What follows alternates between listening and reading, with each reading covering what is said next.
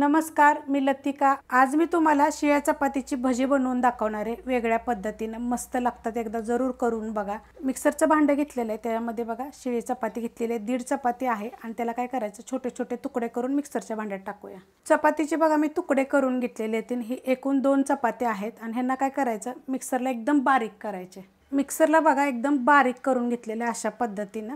वाडगे घेतलेले तर वाडग्यामध्ये आपण टाकून घेऊया। वाडग्यामध्ये बघा मी सगळं काढून घेतलेलं आहे। आता त्याच्यात टाकायचे आपल्याला एक शिजवलेला बटाटा खिसून घालायचे। बटाटा बघा मी खिसून घेतलेला आहे। त्यात टाकणार एक मीडियम आकाराचा कांदा बघा असा बारीक कापून घेतलेला, एकदम जरी बारीक कापला तरी चालेल, थोडासा मोठा मोठाच आहे। त्यात टाकणार आहे ओवा हातावर चुळून घेतलेला आहे। छोटा एका चमचा सफेद तीळ घेतलेला आहे। त्यात टाकायचे आपल्याला थोडीशी कोथिंबीर। त्यात टाकायचे बघा थोडीशी हळद आणि त्यात टाकणारे मी हिरवी मिरची कुटून घेतलेली आहे। हिरवी मिरची जागे तुम्ही लाल मिरची पावडर पण टाकू शकता। आता त्यात टाकायचे आपल्याला बघा 1 चमचा बेसन पीठ, अशा आकाराचे चमचे। जर छोट्या आकाराचा असला तर 2 जरी टाकले तर चालेल, नाही तर जेवढे आपल्याला लागेल त्याप्रमाणे जरी टाकले तरी चालेल। आणि त्याच चमच्याच्या मापाने अर्धा चमचा टाकणार आहे तांदळाचं पीठ। नुसतं बेसन पीठ जरी टाकलं तरी चालेल आणि तुम्हाला जर अजून छान अशी चव पाहिजे असली तर मग तुम्ही थोडासा मैदा जरी टाकला तरी चालेल। ह्यात टाकायचे आपल्याला चवीप्रमाणे मीठ आणि हे आपल्याला थोडं थोडं पाणी टाकून चांगलं मिक्स करून घ्यायचे। मस्त बघा असं मिक्स झालेलं आहे।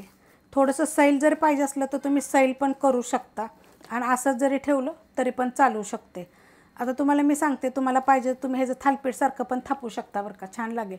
किंवा असे चपटे असे एकदम पातळ असे वडेसारखं सुद्धा तुम्ही हे तळून घेऊ शकता, चवीला एकदम मस्त लागतं। आता हे जे आपण करणार आहे भजी, तेल बघा गरम करायला ठेवलं आहे, आता आपण सोडून घेऊया। तर सोडायचे कसे माहिती आहे का बघा, अशा पद्धतीने गॅस आहे मीडियम आणि सोडून घ्यायचे। सोडून घेतल्यात बघा, गॅस आहे मीडियम आणि आता आपण हलवून घेऊयात। हे पहिले टाकलेले बघा तेल गरम असल्यावर असे लाल होतात, बाकीचे पण असे चांगले नंतर गोल्डन कलरवर आपल्याला फ्राय करून घ्यायचे। तर आता आपण सोड्याचा वगैरे काही वापर केलेला नाही, मस्त एकदम कुरकुरीत असे होतात बघा। आता सकाळी बनवलेले तुम्ही संध्याकाळी जरी खाल्ले ना तर एकदम कुरकुरीत छान एकदम। तुम्हाला पाहिजे तर तुम्ही त्याच्यामध्ये 1 चमचा दही पण टाकू शकता, छान चव येईल। आता हे मी फ्राय करून घेते। मस्त बघा असे फ्राय केलेले आहेत, एकदम कडक कुरकुरीत झालेले आणि चांगला गोल्डन कलर आलेला आहे। आता आपण काढून घेऊया। काढताना बघा अशा पद्धतीत काढायचं। हे बघा किती मस्त असे झालेले आहेत। आता हे अशा पद्धतीने मी बाकीचे सगळे करून घेते, पण तुम्हाला सांगतात हे कसे खायचे।